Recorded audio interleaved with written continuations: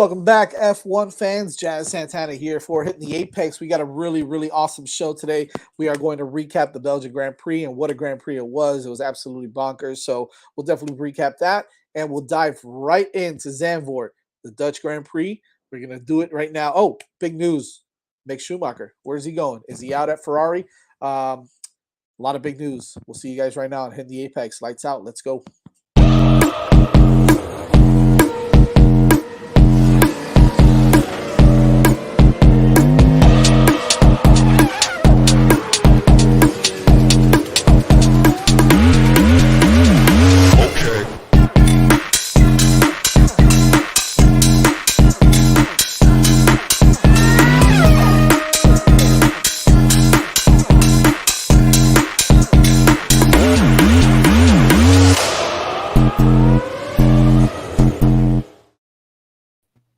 Let's be honest, by the way.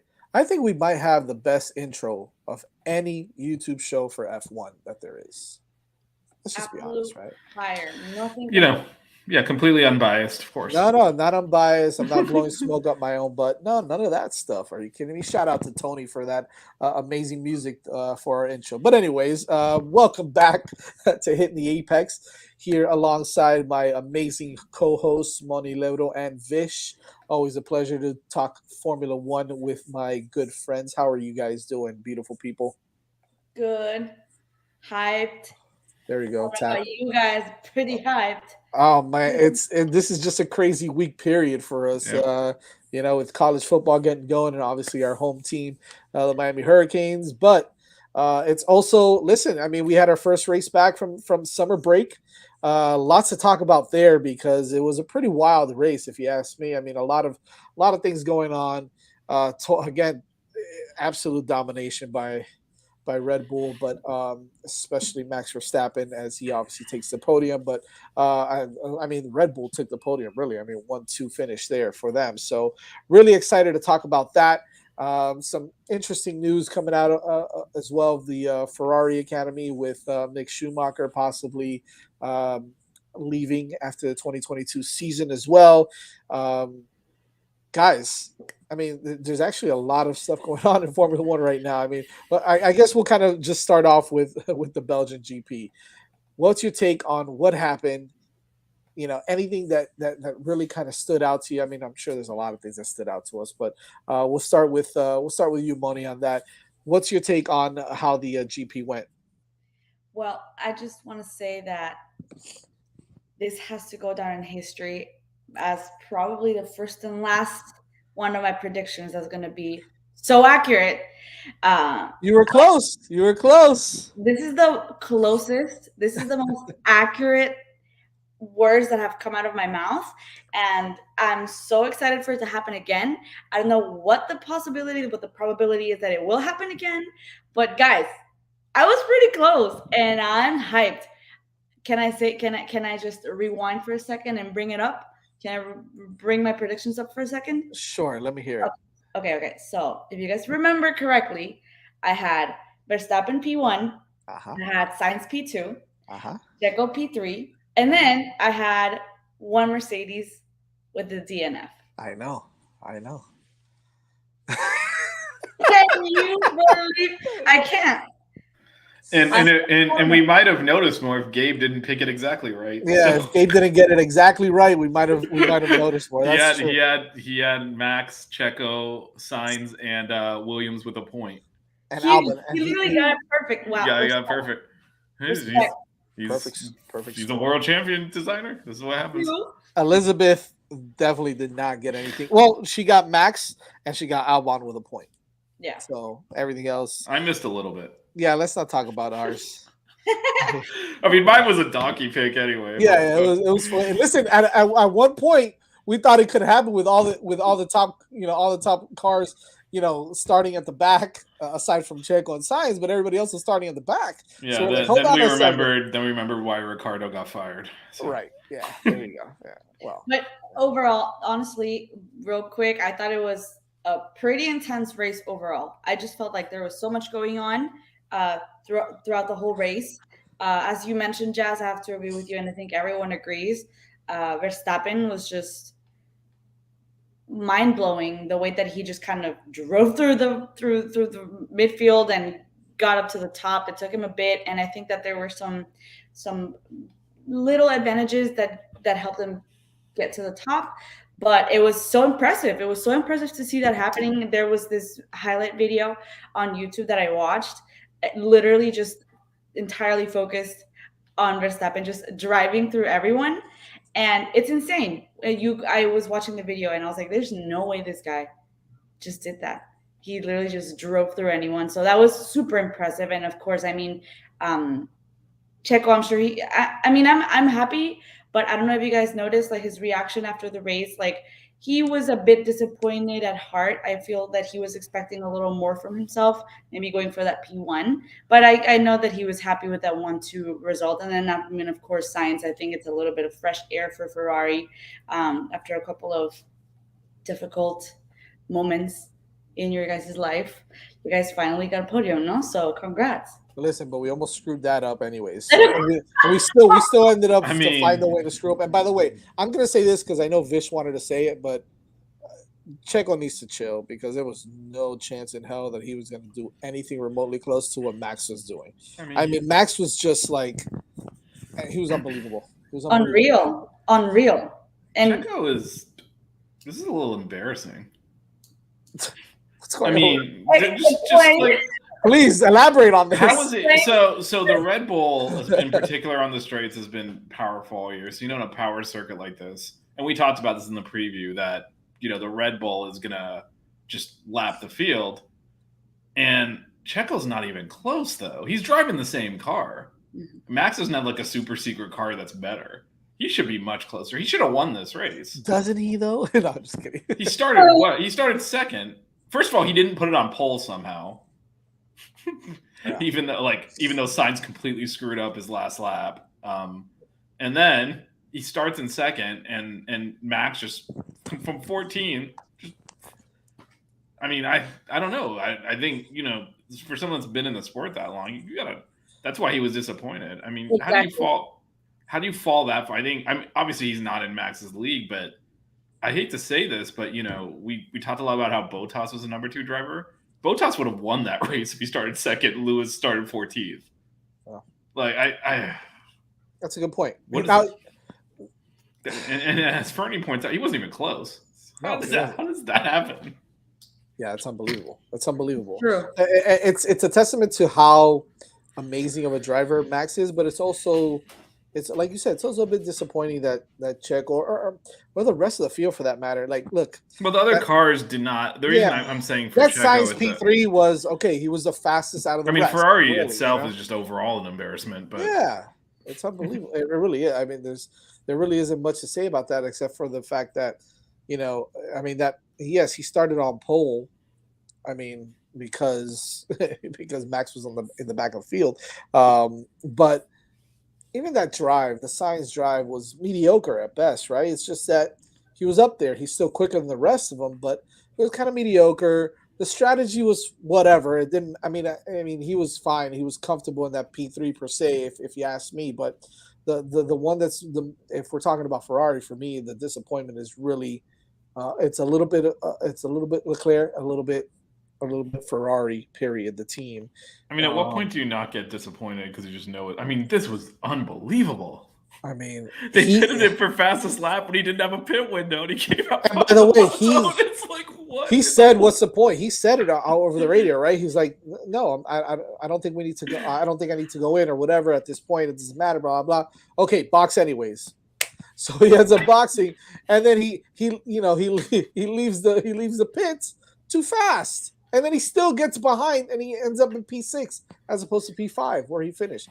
It's just embarrassing that they do that. Not only that, but they're basically having a conversation over the radio, like just sitting there saying, "Well, hey, what do you think we should do? By the way, how was your day today?" Like, we're racing here, people. You're the engineers. You're the pit wall. You all need to know what the hell you're doing. Don't sit there and ask the driver what tires he wants to go on when you are the idiots that have the data in front of you on which ones you should go on. But then again, they did go on hards, right? in what was it, in Canada? Or was it? No, where was it? Yeah, was it Canada? What No, did it they? was what was the last race? Hungary, Hungary. Yeah. Hungary. They went on hards on Hungary after knowing that the hards weren't.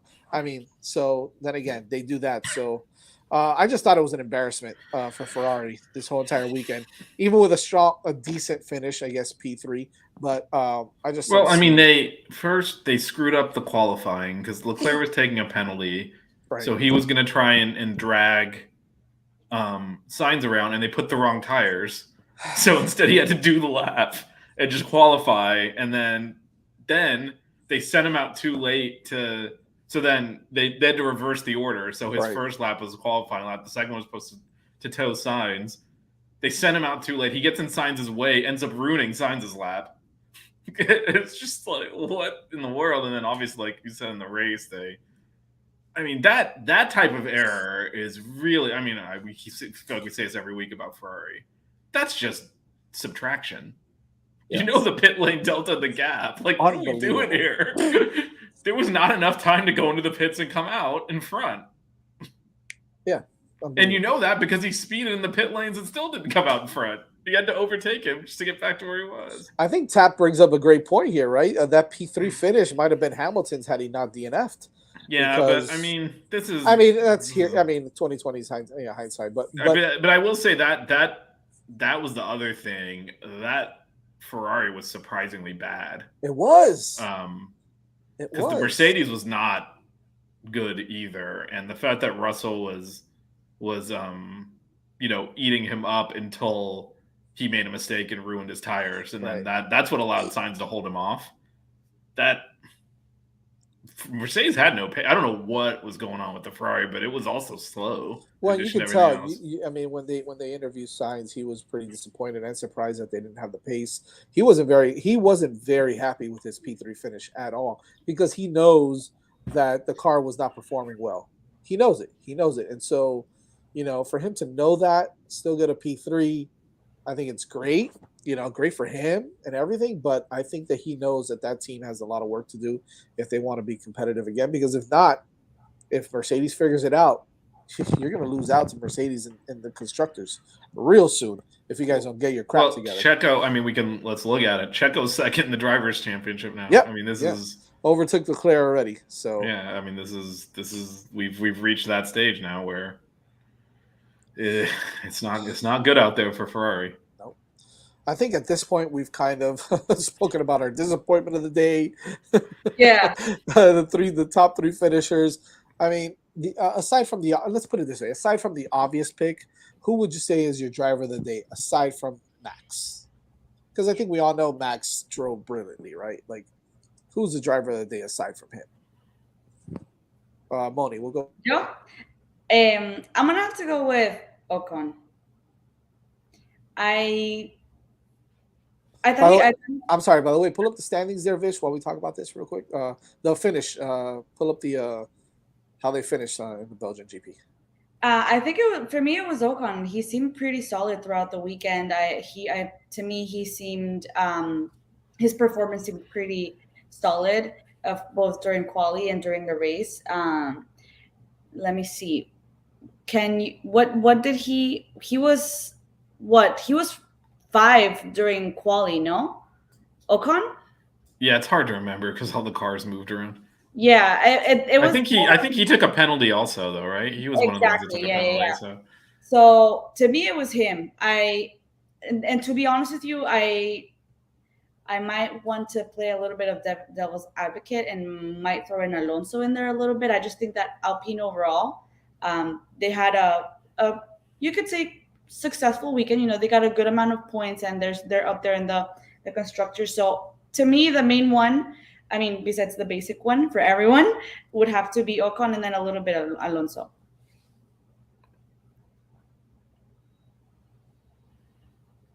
Can you hear Jazz? Because I can't. No, Jazz, we can't hear.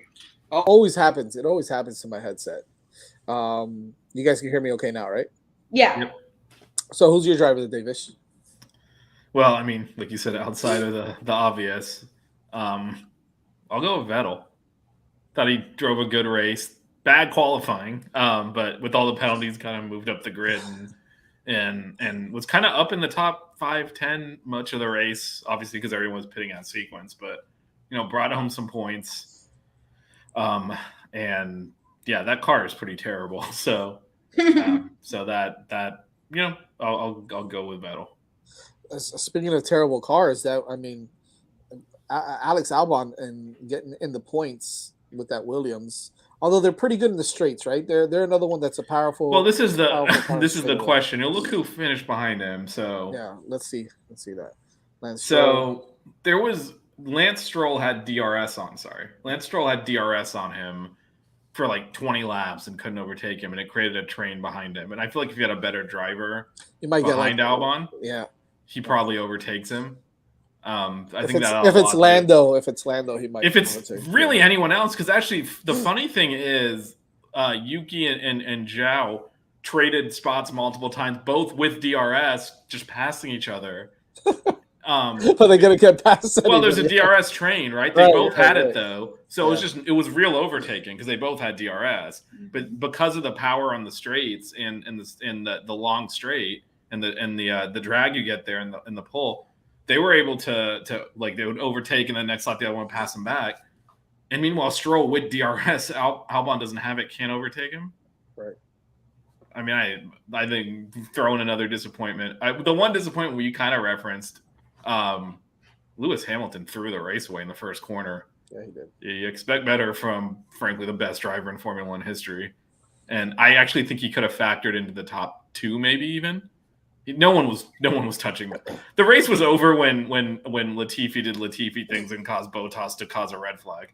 Then because at that point, was over when Max went from 14 to 8 in the first lap. Well, yes and no. The reason the safety car after that caused it is it bunched the field back up. Right. Because at that point, Sainz had disappeared down the field. Checo they were pulled out a decent gap. So the fact that Max was able to do that and then reset where he's now 5 seconds, then it's over. Once Latifi went off, Max's favorite driver went off and caused a safety car, the thing was over. Because at that point, he's starting at 8. In his acceptance speech for the World Championship, he better thank Nicholas Latifi. That's all I'm saying. and I will say the 14 to 8 obviously is impressive. The AlphaTauris did mysteriously get engine problems that made them start from the pit lane. So 2 cars were missing. Shocker. Shockingly, they were going to block Max, and all of a sudden they were in the pit lane. They started from there. And we know Pierre Gasly's done it before. We know Gasly's done it before, right? Yeah. So he really started 12th right. because they moved out of the way. I guess you're right. But still, obviously, making up 4 places on the first lap. But, the only way he wasn't going to win is if by the time he cleared every car, the front runners had pulled like a 20 or 30 second gap. So when that safety car came at the perfect time, because it was just when they were starting to pull out and he was having to take a little bit more time to lap cars, and then the safety car came out and then it was game over. Ferdy writes here as far as Ricardo with another big letdown. At this point, is it really another big letdown, or is it just like it's Daniel Ricciardo? All right. Hold on a second. So we just spent how much time talking about how I was so disappointed in Ferrari's strategy? This is the equivalent. If you can be disappointed in Ferrari, we can be let down by Ricardo. Fine. Go ahead. You can do They're all doing what they've been doing. It's just like, really again? Fans. And I wore the McLaren hat last show. Unbelievable. Jesus, never again. I haven't worn my Tifosi in a while. I'm going to have to start wearing it more often. Anyways, getting back into it here, the overall impact of the championship. It's really Red Bull and it's over. Yeah, it's over. That's it. Forget about the rest. I don't know if we need to really. I will say that the one thing in play still is the constructors for second and the drivers for second. But I mean, that's not really It's all about money at that point, right? Yeah. Because even Alpine has opened up quite a gap on McLaren too. So that's kind of done as well. So, Vish, wait 1 second. Vish, you mentioned devil's advocate. You guys tell me your opinion. I'm just bringing this up. So, Vish, you mentioned that, why would this happen to Lewis Hamilton? He's a champion. Really? This is happening to him. But my question is, the other side of the spectrum, would you be okay with cutting him some slack? This guy is like a 7-time? 7.5. 7.5. Oh my god, 7.5. That's for the Red Bull fans in the chat. That's still No, bull. yeah. It really should be 8. It should be 8. Like ours should be 6. Okay, whatever. Anyways, like they We'll just change the rules on the last lap of the last race. And, what the hell? Wouldn't you cut him some slack? Yeah, but that's why it's disappointing. It was a rookie error. Right. I mean, he had the pace too. He was gonna take Alonso if not on that corner on the next one, and actually he had the overtake. He squeezed him. He said that Alonso was his blind. He took blame for it. Said Alonso's in his blind spot. I didn't see him. I don't know where he thought he went because he had overtaken him. But yeah, no. I mean, obviously, like this doesn't tarnish his reputation or anything. It's still disappointing. Right. Yeah. Alonso got so mad. It was Alonso's kind of entertaining. All right, It was funny. I'm gonna avoid the explicit tag and the demonetization and not tell you my opinion of Alonso. But it was funny. I'm not gonna lie. Alonso's a mean little man. I thought it was kind of funny to watch him get so mad. I was like, okay, this is entertaining. Keep going. Well, that's typical Alonso stuff, right? Like, yeah, he does that. So I think that's why Lewis didn't kind of entertain. He really didn't entertain it after, and he was just kind of like, whatever. That's Alonso. Well, it's kind of a one-way rivalry in that Lewis is clearly significantly better, and Alonso is not happy with that. So yeah, I mean, he's gonna take his shots, but I mean, Lewis is kind of like, Alonso's little flea hit with the fly swatter. He doesn't care. That's awesome. Let's talk about some news and notes before we get into Zandvoort, the Dutch Grand Prix. Some interesting news came out this week, right? Post Belgian Grand Prix, Mick out of the Ferrari program. I mean, it's interesting because, like, where does he go from here? Not necessarily like a shock, right? Because I think we've been talking about it all season where, he just hasn't looked like an F1 driver. Okay, he's been really, talk about disappointment. He's just been a disappointment with the Haas, and just as a driver overall. Is this it for him? What do you guys think of that? Like, is he done at F1? Do you think he gets another shot with another team? How do you guys feel about that? Are you asking one of us, or you go? I'm sorry, I got caught up in typing something there. Go ahead, Vish. You can start, Vish. We're both looking at each other like, is he talking to you or me? I mean, you're both here. I'm talking to both of you. Well, this is why the Hurricane show is moving to Monday. It's too much. I'm sorry. Anyway, yeah. I mean, I think I've been the ringleader on the Mick is not good enough for Formula One thing. This was a little odd. It's the thing. As Fernie said, he kind of basically said, "I don't need the Ferrari program," and they mutually kind of parted ways. But I don't think he's got anywhere to go really. So I'm assuming he's going out of F1. Maybe hopes to land a seat down the road, but I don't see where he could possibly go. And frankly, based on merit, he probably shouldn't be there. So. Yeah, like what are his options, Moni? Like, does he go to the Williams now? Does he? I don't think Alpine, with how competitive they've been this year, are gonna, take a lot. Obviously, Alonso's gone, but they're probably looking at someone a little more polished, a little more competitive, like a Pierre Gasly or something like that. Like, where does he end up now? 100%, I agree with you. I was actually gonna say that that's why I don't really see him getting anywhere close to arriving at Alpine. And exactly because of what you mentioned, Jazz. I feel that they've been so competitive this season. And I guess you could say that they've been the best of the rest right there, kind of battling for that title against McLaren because of Norris mostly. But yeah, I don't really see him going there because I feel that they at Alpine, they would like to get someone that will help them keep the momentum going within the team. And I frankly don't think that Mick is going to be that driver for them. So as far as options, I don't know. Yeah. Williams, that's like a little odd, but it wouldn't be too weird if he did. It's more about whether or not he's been fighting enough this season to keep the spot, as a driver. I mean, speaking of the Williams, obviously there's an open seat there, and we don't know. Not officially.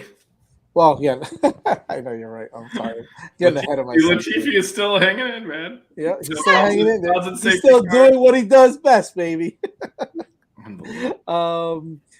But I mean, speaking of open seats, Alpine still has an open seat, obviously. McLaren as well. Alpine Piastri hasn't been confirmed yet. It So does what's going feel on with that? so they did, the board that reviews contracts met on Monday. They haven't issued their ruling yet, but Right. it feels like almost whatever they come out with, we're really talking how much, if anything, is McLaren going to have to pay Alpine. Right. It does not feel like Alpine's even really interested in having Piastri back now. They just want compensation. Yeah. Because they're already looking for other drivers. Yeah. Frey mentioned in the chat they're looking at Gasly to kind of go all in on their Frenchness.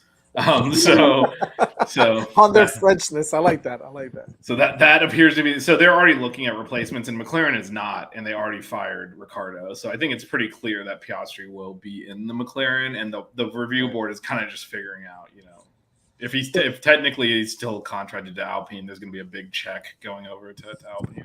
So right now we're talking about, I mean, hypothetically, if Gasly goes to Alpine, which is not a terrible move. I think he's a solid driver there with Ocon. I think that's not a bad move. But so technically, what we're really looking at is Piastri to McLaren, and then the Haas seat opens up with Mick potentially not being there. Is it Ricciardo? Does Ricciardo want to be in a Williams if the Williams seat opens up? I mean, and then you're talking about some of the American drivers, right? Colton Herta, is he a possibility with AlphaTauri if Gasly goes to Alpine, or is he a possibility with the Haas now as well, being an American, being an American team as well? There's so many things there. Like, how do you see that kind of happening with the Haas and AlphaTauri? We'll start with you, Vish, on that. Yeah. So if Gasly goes to Alpine, that does, like you said, open up Haas. I mean, I think we're all assuming this has got to be into Latifi. So we're looking at 3 seats open, right? Yeah. Williams, Haas, and AlphaTauri. Now, AlphaTauri is a little interesting one because it is technically the Red Bull Junior team. Right. They're allegedly interested in Colton Herta, like you mentioned. Now, the thing with Colton Herta is he's not allowed to drive in Formula One. He doesn't have a super license. Wow, that's crazy. Because Indy cars don't count towards mileage in a Formula. Like if you drove in Formula 2 or whatever, those. Wait, so how does he? So the only way he can do that is through mileage? He'd have to they're gonna have to get an exception. There's basically no way he would be able to do it by the season start, so which they could potentially do because he's a professional race car driver for an Indy car. So it's not exactly like he's not qualified, but so there's that hurdle to go through. But it would be kind of Red Bull maybe trying to get back to their roots a little bit by having a potential person that could eventually get into the Red Bull in AlphaTauri. Because right now, Yuki's not it and Gasly's not it. So, they're not, that team was supposed to develop their talent and it's not doing it right now. And the guy that was their guy, their junior driver is not there either with, he's off the team now, right? Yuri Vips? Yeah, Yuri Vips. Yeah, he's got a problem. He's got a problem. So. Fernie mentions a guy, Logan Sargent, at Haas. I mean, he's another possibility as an American driver, right? He is. I would not be surprised if it's Ricciardo in that seat. No, I think he's so popular in the United States, and that's where Haas is trying to market. Good point. That's a good point. I think it's a marketing move there. And he obviously can't go back to the Red Bull Junior team after. No. So AlphaTauri is not an option for him. It would be that or Haas or Williams, really. Moni. So you guys in your head, there's no Danny Rick in Alpine. No, I think that it's Pierre Gasly's seat to lose at this point. It does look like that's where they're going. Yeah. But I can see Ricciardo. Vish brought up a great point, Moni. Ricciardo and Haas, the American team, everybody loves him here. Yeah. Imagine the U.S. Grand Prix over at Austin, and that Haas. I mean, it's showtime, right? It's Danny Rick is showtime. So, where do you want to see Danny Rick end up? Okay, I want to see him at Alpine, personally. But what you guys are bringing up about Haas, it makes more sense, and to me, it would be more of like a ideal scenario more than him being at Alpine. Yeah, marketing home run for sure. Well, Alpine's also. I mean, he was there. Yeah. He left. Well, there. I mean, there is a relationship there with Alpine. Yeah. Yeah, burn Exactly. bridges. Well, Cyril's not there anymore, so I don't know how many people are still there from the team that he was on. You know. It's Yeah. different. I don't know. It's It's weird. It would be weird though. It would. I mean, be weird. he's basically gone through half the grid at this point and crapped all over it. So he could still be driving the Red Bull right now if he left. They didn't fire him. He left. Right. Yeah. Yeah. Who's a good example in the NBA of a guy that has played for almost every team? Who's I a mean, good Fernando Alonso's doing it right now. example? Yeah, him and Fernando Alonso. Well, it's Renault / Alpine twice, Ferrari, they're the McLaren twice. The Gerald Green of the NBA. Mick to AlphaTauri doesn't seem too crazy.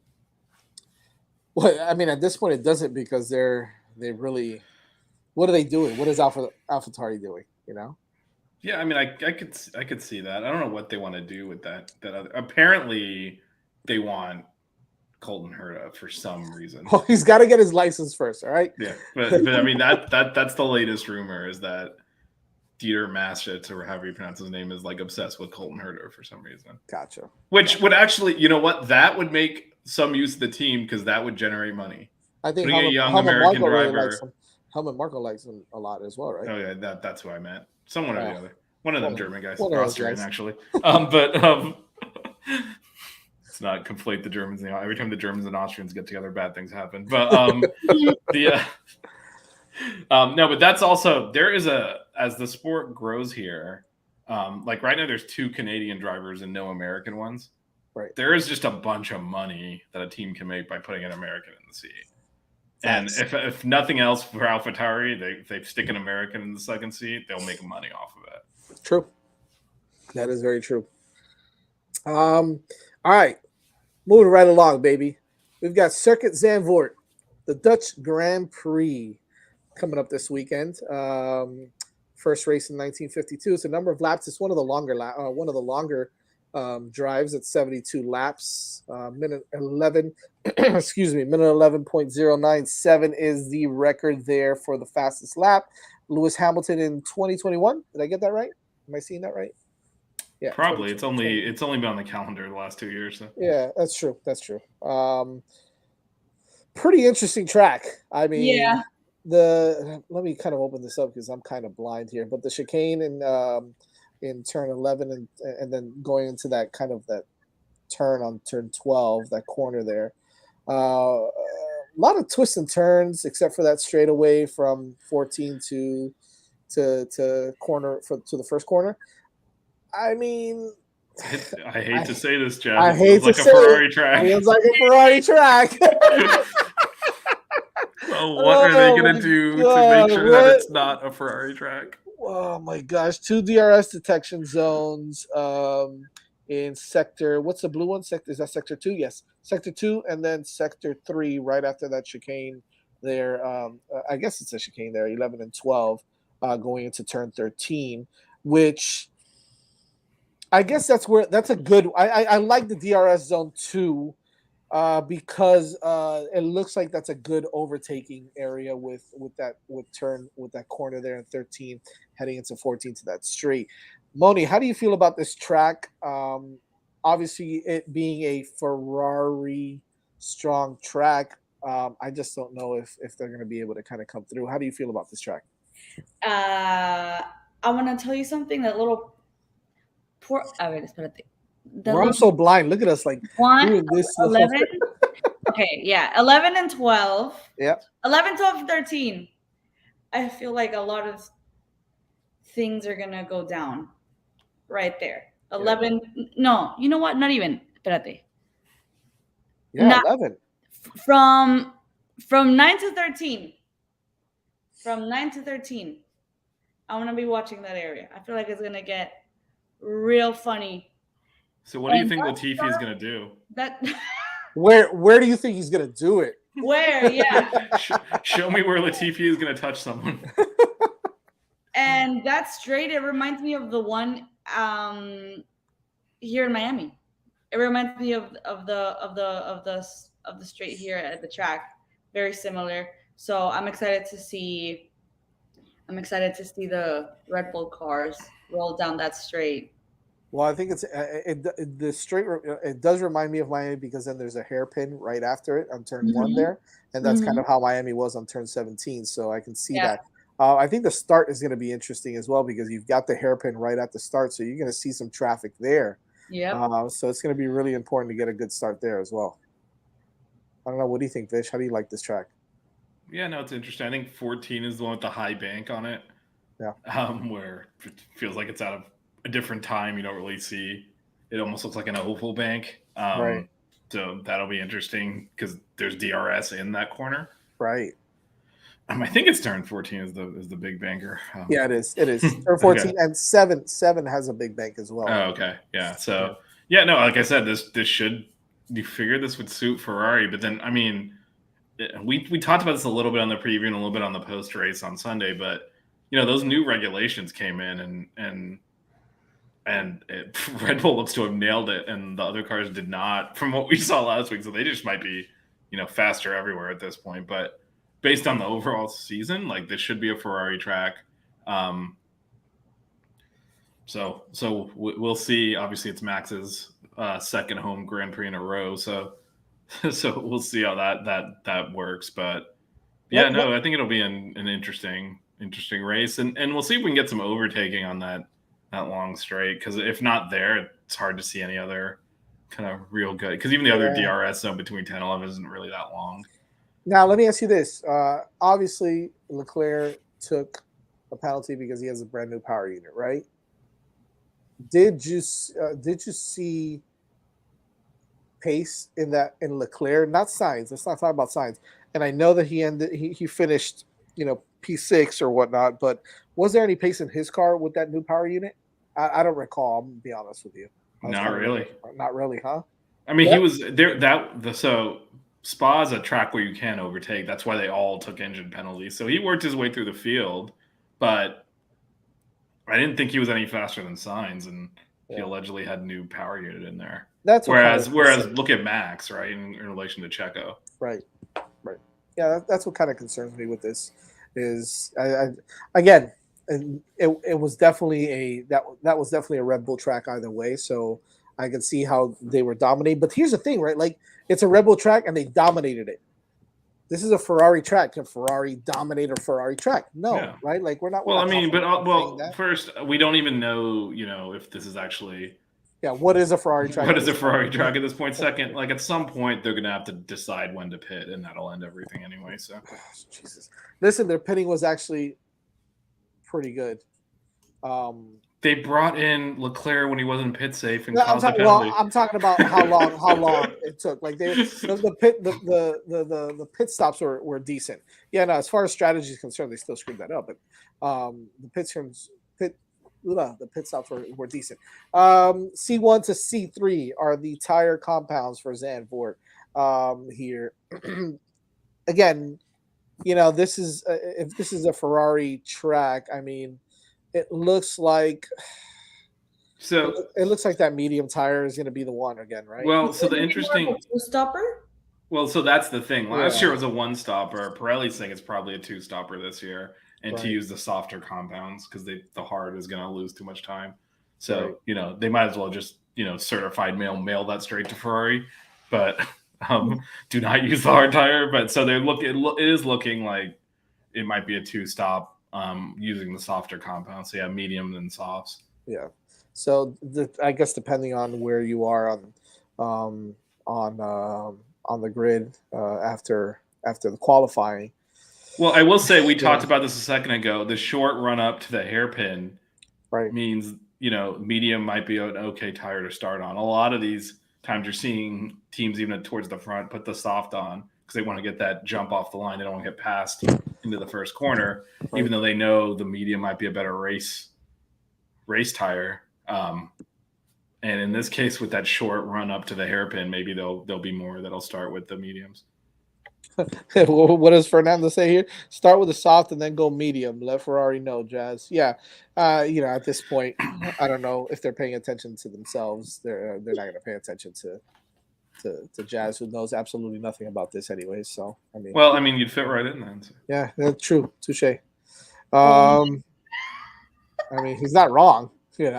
He's not wrong. I might do better. Think about that. Think about that. I mean, all they had to do was not pit at the end of the. They're creating problems where there aren't any. Yeah, well, that's what they're good at. Practice number 1, 6:30 in the morning. Who's up to watch it? Moni is. Moni, let us know how FP1 is. Well, Vish is probably up at 6:30 too. I'm kind of up, but I'm not turning on the TV at 6:30 in the morning. So 6:30 in the morning is practice number 1. Practice 2, FP2 is at 10 a.m. I will watch that one. And then practice 3 again at 6 in the morning. Qualifying on Saturdays at 9 a.m., which I think I'm going to actually catch. I will catch qualifying, Vish. Vish, we should catch qualifying, right? Yeah. Can't tailgate until later anyways. I'm going to be in Miami. I'm not promising anything. No. This is true. And then the race is on Sunday at 9 a.m. in the morning. 9 a.m. is the morning. Is UM's first game this weekend? It is. Yes. It is. Okay, I get it. Yep, that is why we will be tough to catch this weekend. I get it. The weather forecast, Vish, meteorologist Vishnu, talk to us about that weather forecast. It might rain on Sunday. I mean, on Saturday. Sunday shouldn't during the actual race. I'm pulling it up now, but Saturday it looks like there might be a little bit of rain during the end of qualifying. 80 degrees, more or less. That's not bad. But I guess it's bad. The hotter the so what I'm seeing is 70s, and this is what I got. I think you pulled up. Yeah, that's the one. Well, I saw 80 over here on the left on Sunday. The original one. That was earlier. That was I saw 80 as well. Yeah. Okay. Well, 77. Whatever. I don't care about that as long as it doesn't rain. Well, so. Yeah. By the way, Fernando brings up a great point. You qualify right before the tailgate. That's exactly what we're gonna do, dude. For sure. You're heading out at 10 a.m. for a 3:30, man. I'm too old for that shit. Tap. Let's get together. Let's get together, Vish, you and I. Let's get together at like Fritz and Franz or whatever in the Gables and watch qualifying. You think it's over? At 9 in the morning? Yeah. Stop being a punk. Get up in the morning and go watch. Qualifying's at 10, isn't it? No, it's at 9. You just read the timing out. It's at 9? Didn't you just say it was 9? Yeah, never mind, Tap. Never mind, it's 9. If it was an hour later, like an hour makes a difference. If there's rain, Latifi will qualify in the top 8 and make it a Q3. Oh boy, that would be something, wouldn't it? All right, let's get it going here. Weather forecast, we got that. Who are some drivers to watch for you guys? Moni, we'll start with you. Okay. Checo. Fine. I wasn't gonna go for my basic answer, but fine, I'll go for my basic answer. Speaking of basic, pumpkin spice latte is back at Starbucks. Let's go. I've actually never tried that. Oh, you don't know what you're missing. You don't have fall in Miami. Why are you drinking pumpkin spice latte? You leave us alone, Vish. That's what I'm saying. The vibe is not here, so you can't really. It doesn't matter. It's basic. You know what? It's a basic. You know what? Starbucks drink. Gotcha. And I'm a basic. You know what? Okay, well, you guys gotta take me out for a pumpkin. What is it? Pumpkin spice latte. So pumpkin spice latte. This doesn't drink that stuff. He drinks it straight black. That's it. No me too. Me Bustelo, too. Man. I get it in cases. Get it imported up here. Tap, I'm down to do breakfast with you, bro. Saturday morning. Let's do it. All right, go ahead. I'm sorry, Moni. Actually, I mean, you guys are kind of south. Well, you Vish, you're kind of south, no? You're a little south? He is a little bit. I'm close to the Gables, but he's not that far. He's in Okay, well, I'm on the way up. So if you guys want to watch qualifying and then head to the stadium, I'm super down. There's a 0% chance of Hayes Stadium at 10 a.m. I don't know what you're doing, Jazz. Yeah, that's a 0% for me, too. Yeah. Okay. But I appreciate maybe 20 years ago that would have happened. Now I'm like, let me see what I want to roll up to that thing. I know. I the truth. Moni, what do you got? Drivers to watch. I'm gonna watch Norris. I'm gonna watch Norris. I want to see if he can. I don't know if the right word is recover, or maybe kind of stand out a little bit more than he did this weekend. Yeah, I'm gonna be watching him. I think that he wasn't like at the top of his game. I didn't see him perform like at 100%. So I wonder if he's going to be able to achieve a little bit more at the Dutch GP. That's a good one. That's a good one. I think that he had an opportunity if he wasn't stuck in the DRS train. So, Vish, what do you think? Who are you watching? So I'll throw a nut since Moni kind of went off the board. Obviously, we all watched the front, but I'll go with Yuki. So as far as I know, they haven't confirmed his seat yet for next year. Okay. I don't know that he's necessarily serving a purpose there. Now they still are kind of. He originally got the seat because of Honda. Right. Now they are still collaborating with Honda, so that might keep him in there. But all this talk of Gasly, is Yuki going to be the number one driver next year? Like I feel like he hasn't really done much in 2 years, so looking to see if he can do. What if Mick goes over there? Then who's the number one there? That's total debauchery there, if you ask me. Yeah, it's curious to see what he does. He was beating Gasly early in the year, and now it's not even close. So, I'm gonna save this one for my teams to watch, so I'm not gonna mention because it's really both drivers. So I'm gonna say that my driver to watch is. Yeah, I'm gonna go with Esteban Ocon. I'm gonna, I want to see what that Alpine do though. You know what I mean? Like, I really want to see Alpine if they continue this run of just kind of dominating the midfield. But Alonso got the best of Ocon in Belgium, but finishing in front of him, and that battle for what it's worth. I know Alonso's out of there after this season, but I think that battle between these two is going to go until the end, and I think they're going to fight each other, for it, because what do they have to lose? They don't care. They're not teammates anymore after this. So I think that battle there, I think Ocon kind of really kind of asserts his dominance as the number one driver for Alpine in the Dutch GP and comes out on top of Alonso for this one. So that's what I want to see there. Teams to watch. We'll start with you, Vish, on this. We'll go the other way around. I'll go with your boys, Jazz.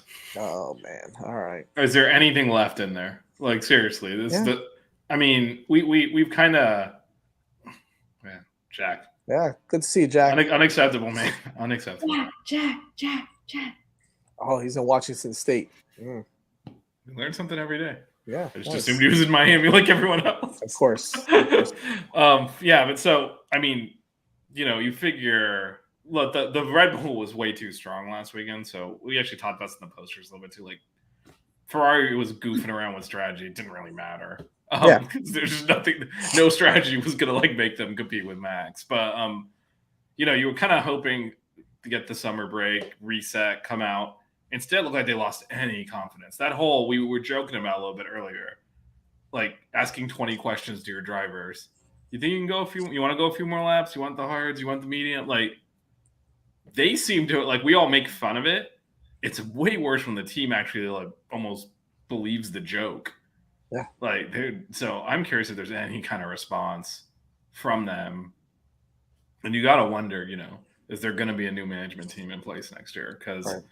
I mean, to me, that was almost the worst thing they've done this year is just completely lose their confidence. The most embarrassing thing they've done, for sure. So it's only a few days. It's a week later. There's no off week in between the races. Can they get their stuff together? Because they're very close to, I think Mercedes is probably already there, turning to next year's car and start working on that instead. So they're getting to that point. They've fallen so far behind, but see if there's any fight left in them. Well, speaking of Mercedes, Tap took my team. I'm going to do it before Moni takes it too. Mercedes is the one to watch for that exact reason. Can they stay competitive with Ferrari, and can potentially if Ferrari makes another mistake and they screw up again, Mercedes could take over that second spot in the constructors real soon. And so I want to see if Russell and Hamilton, kind of have a good weekend in Zandvoort, and if Ferrari does it, then you're gonna see some movement up there. How far behind are they from Ferrari right now? 41. 41 points. I mean, they could easily, if Ferrari screws up big time, they could easily take them out. And just for context, Ferrari is 122 behind Red Bull. Right, which that doesn't matter anymore. But no, but I mean that it was. We were talking about this 2-team battle. Right. Sure. They've dropped back to Mercedes. Yeah, it's Red Bull's running away with this one. So yeah, so that's my team to watch. Moni, what's yours? Okay, well, it was Mercedes. But I'm just gonna change it up, because then I'm gonna get called a copycat, que no sé qué. So I'm gonna change it, and I'm gonna have to go with Alpine. I'm gonna watch them. I want to see if they can keep widening the gap in the standings when it comes to McLaren, especially after a pretty solid weekend for both drivers at the Belgian GP. So I'm gonna be watching Alpine. Okay, fair enough. I like that. And the predictions. I always go last. I think I might go first this time. All right, I'm gonna go Max, Leclerc, and I think that somehow Russell gets on the podium this time. I know. I hate to say it. Every time it comes out of my mouth, I go. Russell gets on the podium, and you know what? I'm gonna say that Ocon finishes in the top 5. That's my thing. Me lo quito este tipo. No, oh my god. And just for that, this should go next. You know what? No, why are you giving her time? You're right, Moni. You go next. For it. Let's go. Okay, so I'm gonna go Verstappen, P1, of course. I'm gonna go actually with. You can say it. It's okay. No. Wait. No. Actually, no. It breaks my heart to say it, but I don't think so. All right, fair enough. I'm being realistic. I'm a realistic woman. I'm gonna go with, I'm gonna go with Leclerc, okay. P2, and then you know what? Hamilton comes back, P3. Fair enough. All right. And then wait, did you say you're surprised? Oh yeah. Oh my. Okay. And then I'm gonna have to. At this point of the season, it's tough, man. Yeah. I'm gonna go with a Ferrari DNF for my surprise. They haven't DNF'd in a few races, so that's what I'm saying. That's what I'm saying. Okay. When you keep changing engines, you're not gonna blow up. Ain't that the truth? Well, you never know. I feel like Sainz was on fire recently. What race was that? That was Canada, right? I think it was Canada. I think that was Austria. Or I think that was we had to. You are he was correct. leading the race. They managed to not DNF when there were no races, so it was a good job there. Anyways, Vish, what do you got? All right. Well, let me share Fernie's. All right, I'm going off the board again. Gotta keep my tradition going. All right, I like it. It's not going to be as bad as last week. Wacky. It's not going to be as bad as last week. All right. So, I'm going to redemption, and Hamilton wins. Ooh. Okay. There's no straight really. There's the one straight, but it's a really twisty, which there's less porpoising for them. They have issues on the straight where they really get the bouncing going. Okay. And he's rested. He didn't have to race last week, so everyone else had to do that. So. He did a few corners and then checked out for the weekend. So I'll go him first. I'll go Leclerc second, Checo third, and then my surprise is probably obvious at this point, but Max DNF. Wow. All right. Okay, bien. All right. I like it. Just you know why I picked that? See just all these sad orange faces. That would be beautiful, especially in this home race. Seems to watch Dutch fans. Actually, things to not watch Dutch fans. Can you imagine Max does not get on the podium in his home race? Oh, that would be beautiful, wouldn't it? This is my whole thing was just hope wishing because they hate Hamilton too. The whole thing was like, man, how can I like make it. these people dressed in orange as mad as possible? It's like Hamilton winning and Max DNF, so I went with it. Jack had to walk 2 miles to the garage. True. Awesome. I like it. I like these. These are fun. All right. Fair enough. It'll be exciting. We will try our hardest to have a post race Sunday. I know Vish is in town, so we should be able to do a post race. Yeah, we should. It'll be 11-ish. It's normal time. It should be fine. Make sure you check us out on the post race show after the Dutch GP. You can always find us on Twitter at F1_5 reasons. We will be moving to a new time Wednesday nights, ladies and gentlemen.